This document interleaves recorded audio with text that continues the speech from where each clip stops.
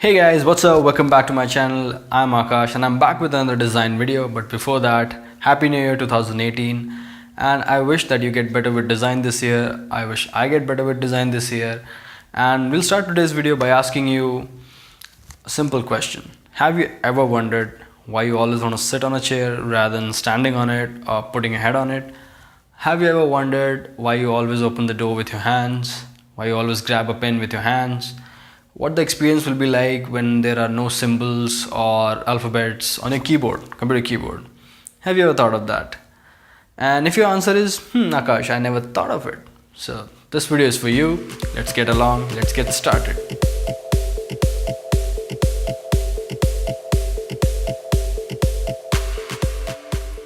So guys, you always want to sit on a chair because the shape of the chair is designed in a way that it can afford your sitting, that it has an affordance of your sitting. In the same time, it cannot afford a sitting of an animal like a giraffe or an elephant. So that brings us to the first concept of today's video, affordances. Affordances basically is the relationship between an object and the user.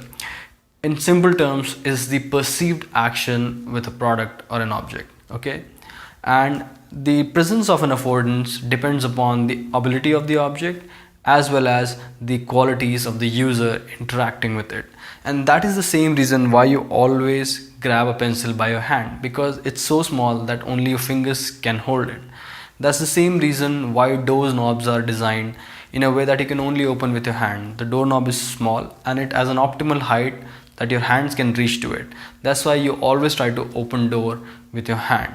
So that's the first concept, affordance. Let's move on to the second concept called signifiers.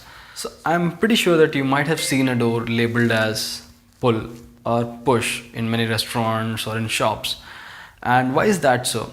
So if you see, without that label, the perceived affordance of that door is pull and push both, right? You can pull the door, you can push the door from any direction. But that's not maybe the actual action associated with it. It's not been designed in that way. It can only be pushed from one direction and pulled from one direction. And that's where the symbol pull and push comes in handy. It tells the user that, hey, this is the actual action that you can do rather than the perceived affordance of that door. So that's where signifiers come in handy. That label is called signifier. And what signifiers exactly is? It's basically a communication device that tells the user what to perform an action and where to perform the action. So that's it. So now we know the two concepts, affordances and signifiers. Let's take you an example and see both in action. So the example I was giving, right? I was giving an example of the keyboard, your computer keyboard. So without those symbols, without those alphabets written on your keyboard, the keys are so small, it has an affordance of clicking, that you can only click with your fingers. The keys are small and has an affordance of clicking only. But without those symbols, those alphabets over it, you will never know what the perceived action is gonna be, right? You'll be completely clueless. So those keywords, those symbols, those alphabets act as a signifiers.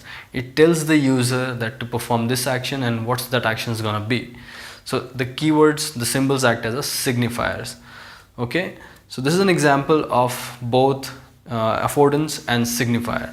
Let me take you, so there could be many combination of signifiers and affordance together. Let me take you another example of it. So if you click on this video, just click once, what happens? The video stopped, the video get paused, and if you click it again, the video starts again, the resumes again, okay? And what happens if you double click on the video? If you double click on the video becomes full screen. So this is an example of affordance with missing signifiers. The video player can afford a single click and a double click to either resume play and pause or to expand into full screen view. But there is no signifier to understand it. Okay, so this is an example of affordance with missing signifiers. Now let me give you another example.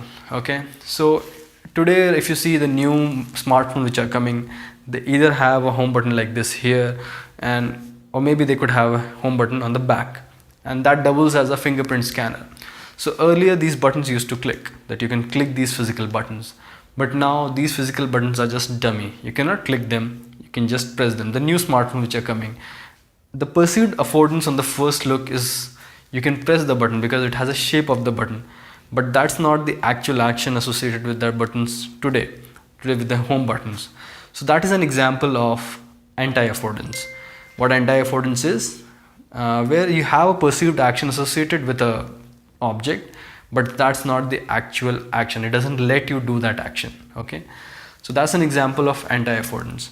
I'm gonna give you one more category which we have not covered, and I'm gonna ask you to think about it. The category is, the signifier is there, but the affordance is missing. So can you think of an example of that? If you think of an example, put that in the comment below.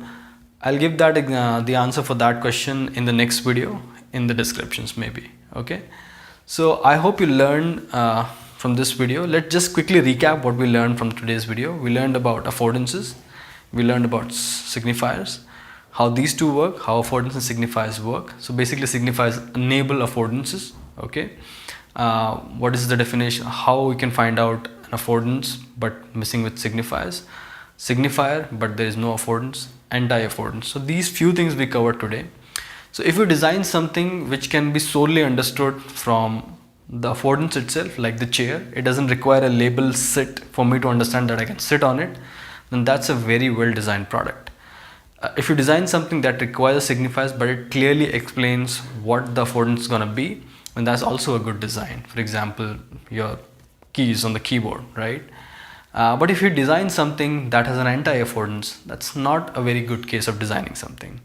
And what's the fourth example? The fourth example was signifier was there, but affordance was missing. So I'm gonna let you think on that. Is it a good design? Is it a bad design? And I'll see you in the next video. Bye bye. Happy New Year again.